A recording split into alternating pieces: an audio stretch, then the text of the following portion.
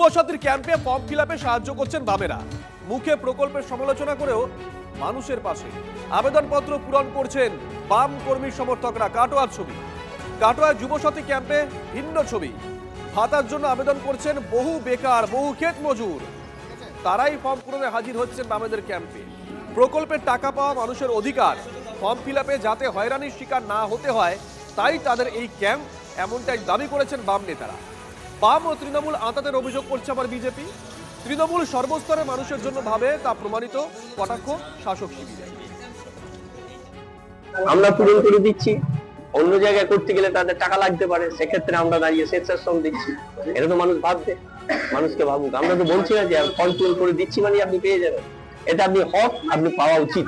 আজকের একটা যুবককে ১,৫০০ দেওয়া মানে চাকরি দিতে হবে না, তাদেরকে ভিখারিতে পরিণত করছে বর্তমান তৃণমূলের সরকার। সে টাকা ১০ টাকা তুলছে, রাজ্য সরকার ২ টাকা দিচ্ছে, আর বাকি সবটাই পকেটস্থ হচ্ছে, নয়ছয় হচ্ছে, এইসব হচ্ছে। সাধারণ মানুষ আসছে, হতাশ হয়ে ঘুরছে, অনেকেই অর্থের বিনিময়ে ফর্ম ফিল আপ করছে, অনেকেই ফর্ম নিয়ে ছোটাছুটি করছে, কিন্তু পায় নাই। কিন্তু সবই গরিব মানুষ, সবই বেকার যুবক, তাদের স্বার্থে তাদের যা ২-৪ পয়সা, তার জন্যই আমরা এই ফর্ম ফিল আপে সহায়তা শিবির খুলেছি।